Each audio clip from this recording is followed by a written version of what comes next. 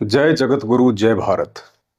भाई और बहनों, कौन कहता है कि हिंदुस्तान में 80% हिंदू रहते हैं? जगत गुरु संत रामपाल जी के फॉलोअर्स को छोड़कर हिंदुस्तान में एक भी व्यक्ति असल में हिंदू नहीं है, बल्कि काफिर हैं, काफिर। इस देश के चारों शंकराचार्य, सभी आचार्य, राम भद्राचार्य, मंडलेश्वर, महामंडलेश्वर, श्री श्री 1008 वाले फर्जी जगत गुरु, गिरी, पुरी, नागा, ओघड़ और वैष्णव साधु संत महात्मा, जिन्हें देश की जनता सनातन धर्म का रक्षक मानती है, मैं पवन दास, बाबा रामपाल का अदना सा भगत, सोशल मीडिया पर खुलेआम सनातन धर्मशास्त्रों के विरुद्ध ज्ञान देने वाले इन सभी बाबाओं को प्रेम पूर्वक देश हित में शास्त्रार्थ के लिए चुनौती देता हूं। यदि इनमें से कोई एक भी अपने आप को मुझ पवन दास के साथ किसी भी नेशनल टीवी चैनल पर लाइव डिबेट में सही मायने में हिंदू साबित करके दिखा दे कि हम हिंदू संत हैं, खुलेआम देश की जनता के सामने कह रहा हूं, यदि इन्होंने स्वयं को हिंदू साबित कर दिया तो मेरा मुंह होगा और इनका पेशाब। और यदि ये लोग ऐसा नहीं कर पाए तो इन सभी तथाकथित धर्मगुरुओं को सृष्टि में प्रथम पूजनीय पूर्ण परमेश्वर सतगुरु रामपाल जी भगवान से दीक्षा लेकर उनका शिष्य बनना होगा, ताकि अगले जन्मों में ये धर्म के दुश्मन शास्त्र विरुद्ध साधना करके स्वयं भी पशु योनियों में गधे, कुत्ते, सुअर बनकर महाकष्ट भोगने से बचें और देश की करोड़ों की भोली भाली जनता को भी बचाएं। इन धर्म गुरुओं को असल में हिंदू की क्या पहचान है ये भी नहीं पता। हिंदू की परिभाषा क्या है, किसे कहते हैं हिंदू, चलिए आपको समझा देते हैं ताकि डिबेट में आपको आसानी होगी। पहली पहचान, हिंदुस्तान में निवास करने वाले जिस स्त्री पुरुष का कोई गुरु नहीं है, गुरु भी तत्वदर्शी हो, जिसे मात्र वेद, गीता और पुराणों का ही नहीं बल्कि पूरे विश्व के सभी धर्म ग्रंथों का पूर्ण ज्ञान हो, जिसे विश्व की लगभग 2700 से ऊपर भाषाओं का पूर्ण ज्ञान हो। और ऐसा तत्वदर्शी गुरु एक समय में धरती पर एक ही होता है। यदि आपने ऐसे संत को अपना गुरु धारण नहीं कर रखा है तो आप हिंदू नहीं हैं बल्कि काफिर हैं, काफिर। दूसरी पहचान, यदि आपकी भक्ति साधना वेदों और गीता जी के अनुसार नहीं है तो आप हिंदू नहीं बल्कि काफिर हैं, काफिर। क्योंकि चारों वेद और गीता जी में कहीं भी राम राम, हरे राम, जय सिया राम, हरे कृष्णा हरे राम, ओम नमो भागवते वासुदेवाय नमः, ओम नमः शिवाय, राधे राधे, जय श्री कृष्णा आदि इस तरह के कोई भी मंत्र जपने का ना ही तो भगवान का आदेश है और ना ही इन मंत्रों का कहीं कोई उल्लेख है।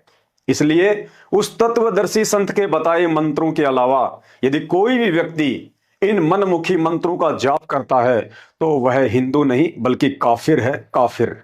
तीसरी पहचान, यदि आप कोई भी नशा करते हैं, बेचते हैं, बनाते हैं या पीने पिलाने में किसी का सहयोग करते हैं, जैसे बीड़ी, सिगरेट, गुटखा, जर्दा, तंबाकू, हुक्का, बियर, शराब, अफीम, सुल्फा, गांजा या हुलास सूंघना आदि, तो आप हिंदू नहीं बल्कि काफिर हैं, काफिर। क्योंकि पौराणिक कथाओं के अनुसार तंबाकू के पौधे की उत्पत्ति गाय के खून से हुई है। अब एक तरफ तो आप गाय को अपनी माता कहते हैं और दूसरी तरफ उसी मां का खून पी रहे हैं, तो आप काहे के सनातनी, काफिर हैं, काफिर। चौथी पहचान, यदि आप किसी भी पशु, पक्षी या जीव जंतु का मांस खाते हैं या मारते हैं तो आप हिंदू नहीं हैं बल्कि काफिर हैं, काफिर। क्योंकि सनातन धर्म में किसी भी जीव की हत्या पूर्णतया निषेध है। पांचवी पहचान, यदि आप गीता जी के अध्याय 7 श्लोक 12 से 15 के अनुसार यदि ब्रह्मा, विष्णु, महेश और देवी देवताओं की भक्ति करते हैं तो आप हिंदू नहीं हैं बल्कि काफिर हैं, काफिर। सोचिए, पवित्र गीता जी जिन तीनों गुण रूपी ब्रह्मा, विष्णु, महेश की भक्ति के लिए मना कर रही है और आप उन्हें पूज रहे हैं, तो शास्त्र विरुद्ध साधना करके आप कैसे हिंदू कहला सकते हैं? इस विषय पर विस्तृत जानकारी के लिए यूट्यूब पर परम पूज्य सतगुरु रामपाल जी के सत्संग सुनिए। छठवीं पहचान, यदि आप पूजा करते हैं, श्राद्ध निकालते हैं, मंदिर में मूर्ति पूजा करते हैं, शिवलिंग पर जल या दूध चढ़ाते हैं, कावड़ लाते हैं, पद यात्रा करते हैं, तो भी आप हिंदू नहीं बल्कि काफिर हैं, काफिर। क्योंकि गीता जी अध्याय 9 श्लोक 25 इस पाखंड पूजा के लिए मना करता है। और गीता जी के विरुद्ध भक्ति करने वाला हिंदू कैसे हो सकता है? वह तो काफिर हो सकता है, काफिर। सातवीं पहचान, चोरी, जारी, ठगी, मिलावट, रिश्वतखोरी, कालाबाजारी, गाली गलौच, मारपीट, व्यभिचार और भ्रष्टाचार जैसे कुकर्मों में लिप्त व्यक्ति हिंदू नहीं बल्कि काफिर है, काफिर। आठवीं पहचान, पर स्त्री को बहन बेटी के बजाय गंदी नजरों से देखने वाला या व्यभिचार करने वाला हिंदू नहीं बल्कि काफिर है, काफिर। शास्त्र कहते हैं, पर नारी को देखिए बहन बेटी के भाव, कहे कबीर काम नाश का यही सहज उपाय। नौवीं पहचान, जो व्यक्ति ब्याज पर पैसा उधार देता है वो हिंदू नहीं बल्कि काफिर है, काफिर। क्योंकि ब्याज पर पैसा देने का मतलब है जख्मी जानवर की पीठ पर बैठकर कौवे की तरह चोंच से उसके दर्द की परवाह किए बिना उसका मांस खाना। क्योंकि ब्याज पर पैसा वही इंसान लेता है जो असहाय, दुखी या कर्जवान होता है। और ऐसे महादुखी व्यक्ति की मात्र उधार मदद करने के बजाय उससे ब्याज वसूल करना उससे और अधिक घाव देने के समान है और आप परमात्मा के दोषी बनते हैं। तो ऐसा व्यक्ति भी हिंदू नहीं हो सकता, वो भी काफिर है, काफिर। भाइयों और बहनों, अब आपके मन में एक सवाल उठेगा कि इन मर्यादाओं का पालन करना तो हमारे 33 करोड़ देवी देवता और ब्रह्मा विष्णु महेश के वश से बाहर की बात है, फिर इंसान कैसे निभा सकता है? जी हां, बिल्कुल सही सोचा आपने। इन सभी सद्गुणों से हमारे देवी देवता भी परिपूर्ण नहीं है। हमारे 18 पुराण देवी देवताओं के कर्म व कुकर्मों के साक्षी हैं। देवताओं के राजा इंद्र ने अपने ही गुरु गौतम ऋषि की पत्नी अहिल्या के साथ क्या किया था सर्वविदित है, बताने की जरूरत नहीं है। देवों के देव महादेव कहे जाने वाले शंकर जी ने मोहिनी के साथ क्या किया था सर्वविदित है, बताने की जरूरत नहीं है। श्री सुख सागर में लिखा हुआ पढ़ लेना।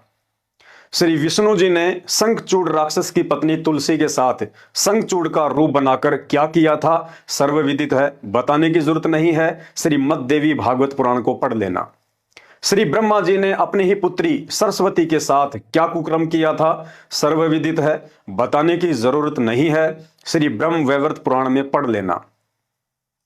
श्री कृष्ण जी ने कुब्जा का कुब्ज ठीक करके उसके घर जाकर उसके साथ क्या किया था सर्वविदित है, बताने की जरूरत नहीं है। श्री सुख सागर में पढ़ लेना।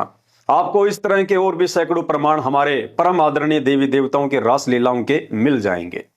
भाई और बहनों, कारण एक ही था, इन देवी देवताओं को भी आपकी तरह तत्वदर्शी संत नहीं मिला जो अपना पवित्र ज्ञान, सच्चे मंत्र और आशीर्वाद देकर उन्हें उत्तम चरित्र वाला बनाकर मोक्ष का अधिकारी बना देता। और निसंदेह वर्तमान में धरती पर यह परम सौभाग्य सिर्फ जगत गुरु तत्वदर्शी संत शिरोमणि सतगुरु रामपाल जी भगवान के भक्तों को ही प्राप्त है। क्योंकि हम उसी तत्वदर्शी संत की शरण में हैं जिन्होंने आज लाखों की संख्या में हम भगत भाई बहनों को देवताओं से भी उत्तम चरित्र वाला बना दिया। परमात्मा कबीर जी कहते हैं, बलिहारी गुरु आपना घरी घरी 100 बार और मानो से देवता किया करत न लाई बार। यदि मीडिया और सरकार धर्म के नाम पर समाज में कैंसर की तरह फैल चुके इन तमाम स्वयं को सनातनी और कट्टर हिंदू कहने वाले साधु संत शंकराचार्यों के अज्ञान और पाखंड को जनमानस के सामने लाकर इस देश को वास्तव में एक सच्चे हिंदू राष्ट्र की श्रेणी में लाकर खड़ा करना चाहती है तथा शास्त्र विरुद्ध घटिया साधना और कर्म कांड से मुक्त करना चाहती है, तो परम पूज्य परमेश्वर सतगुरु रामपाल जी भगवान के चरणों की धूल मैं पवन दास अपने गुरुदेव के आशीर्वाद से इन सभी तमाम कथित धर्मगुरुओं से शास्त्रों के आधार पर ज्ञान चर्चा के लिए तैयार हूं। और यदि ज्ञान से नहीं मानेंगे तो मैं पवन दास अपने इष्ट सतगुरु रामपाल जी भगवान की भक्ति की शक्ति से भी पूर्णतया साबित कर दूंगा कि वर्तमान में धरती पर यदि कोई एकमात्र पूर्ण गुरु और पूर्ण परमात्मा है तो सिर्फ सतगुरु रामपाल जी हैं, जिनकी भक्ति और शक्ति के आगे ब्रह्मा विष्णु महेश तो छोड़िए, दुर्गा जी, काल और महाकाल भी ऊंट के मुंह में जीरे के समान नहीं है। इसके अलावा धरती पर किसी भी साधु संत महात्मा के पास पूर्ण मोक्ष प्राप्ति का मार्ग नहीं है। यह भी साबित कर दूंगा कि युग परिवर्तन 2028 के बाद जो महापुरुष भारत देश को विश्व गुरु का दर्जा देंगे वह महापुरुष सतगुरु रामपाल जी ही हैं। विश्व की तुलना में यदि भारत देश को आगामी महाविनाश के वक्त कोई महापुरुष कम से कम नुकसान होने देगा तो वह महापुरुष भी सतगुरु रामपाल जी भगवान ही है। दुनिया आगामी महाविनाश को देखते हुए दिन रात यूट्यूब पर जिस कल की भगवान को खोज रही है, वर्तमान में वह कल की स्वयं सतगुरु रामपाल जी ही हैं। युग परिवर्तन 2028 तथा महाविनाश के बाद जिस महापुरुष के हाथों में पूरे विश्व की बागडोर होगी, जो महापुरुष पुनः सनातन धर्म का परचम लहराएगा, हिंदू मुस्लिम सिख ईसाई इन सभी संप्रदायों को पुनः सनातन धर्म से जोड़ेगा, वह महापुरुष भी एकमात्र सतगुरु रामपाल जी भगवान ही है।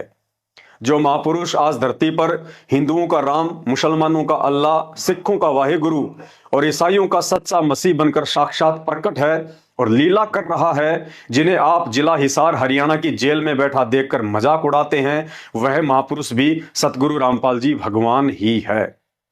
और जिस लीलाधर दिव्य महापुरुष पूर्ण ब्रह्म परमात्मा सतगुरु रामपाल जी भगवान को समझना देवी देवताओं के वश की बात नहीं है, फिर उन्हें आप और हमारे जैसे कलयुगी सामान्य प्राणी भला कैसे समझ सकते हैं। उन्हें वही प्राणी समझ सकता है जिस पर वे स्वयं अपनी दया दृष्टि करें, और उनकी दया दृष्टि व सद्बुद्धि प्राप्त करने के लिए पहला नियम है कि निष्पक्ष होकर अपने आप को धर्म व जात पात के घटिया बंधनों से कुछ समय के लिए दूर रखकर ध्यान से कुछ दिन यूट्यूब पर उनके सत्संग सुनेंगे और विचार करेंगे तो निश्चित ही आपको वे समझ में आएंगे। भाइयों और बहनों, आज आप शिक्षित हैं, सोशल मीडिया का जमाना है, आप इतना तो विचार कर ही सकते हैं कि आज तक हिंदुस्तान में किसी भी संत के शिष्य की हिम्मत नहीं हुई जिसने खुलेआम देश के चारों शंकराचार्यों सहित तमाम धर्म गुरुओं को अपने अपने इष्ट की भक्ति की शक्ति को साबित करने के लिए चुनौती दी हो। अतः जगत गुरु कहे जाने वाले हमारे भारत देश को पाखंड मुक्त करने के लिए आप भाई बहनों का भी यह कर्तव्य बनता है, आप अपने अपने धर्म गुरुओं तक ये बात पहुंचाएं कि गुरुदेव बाबा रामपाल जी का एक अदना सा भगत सरेआम आप लोगों को नेशनल टीवी चैनल पर डिबेट के लिए पुकार रहा है। हे गुरुदेव, आप तो सभी धर्मशास्त्रों के प्रकांड ज्ञानी हैं, आपको तो गीता जी और चारों वेद जुबानी याद हैं, आप उसकी चुनौती को स्वीकार करें और शास्त्रार्थ के लिए सामने आए ताकि हमारा सीना गर्व से चौड़ा हो जाए कि हमारे गुरु जी भी किसी से कम नहीं है। भाइयों और बहनों, मैं गारंटी के साथ कह सकता हूं इनमें से एक भी धर्म गुरु सामने नहीं आएगा, क्योंकि जगत गुरु तत्वदर्शी संत रामपाल जी भगवान के शास्त्र प्रमाणित तत्व ज्ञान के आगे इनका घटिया ज्ञान LKG स्तर का भी नहीं है। आप भाई बहनों से पुनः निवेदन करता हूं, आप अपने आसपास नंगे भूखे प्यासे और सर्दी गर्मी बरसात में असहनीय कष्ट उठाने वाले गधे कुत्ते सूअर आदि जानवरों को देखकर भी विचार नहीं करते हैं कि यदि आज इन पाखंडी धर्मगुरुओं के अज्ञान से बाहर निकलकर सच्चे गुरु की शरण में आकर शास्त्र विधि अनुसार सतभक्ति की शुरुआत नहीं की गई तो यह अनमोल मानव शरीर छूटने के बाद अगला नंबर गधे कुत्ते सूअर बनने का आप लोगों का ही है। भाइयों और बहनों, ठोकर खाकर तो जानवर भी समझ जाता है, परंतु समझदार इंसान उसे कहते हैं जो दूसरों की ठोकर से अपना पैर तुड़वाने से बचे।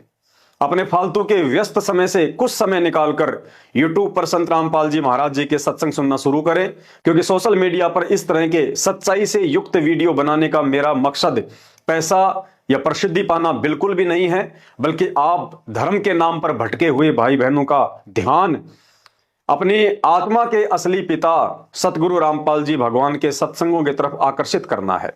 आप तक सूचना पहुंचाना मेरा फर्ज था, आगे निर्णय लेना आपका काम है।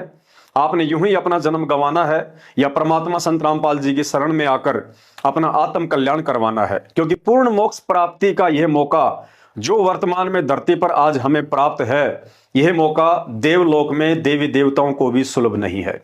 ऐसे तत्वदर्शी गुरु की शरण प्राप्त करने के लिए ब्रह्मांड की वो बड़ी बड़ी शक्तियां भी तरस रही हैं, क्योंकि पूर्ण मोक्ष प्राप्ति का सौभाग्य सिर्फ उसी समय संभव होता है जब आपका इस पृथ्वी लोक पर मानव शरीर हो और तत्वदर्शी संत की शरण प्राप्त हो। अन्यथा चाहे देव महादेव बन जाना, अंत में 84 लाख योनियों में जाकर महाकष्ट भोगने से आपको कोई भी नहीं बचा पाएगा। जय जगत गुरु, जय भारत। बंदी छोड़ सतगुरु रामपाल जी भगवान की जय हो।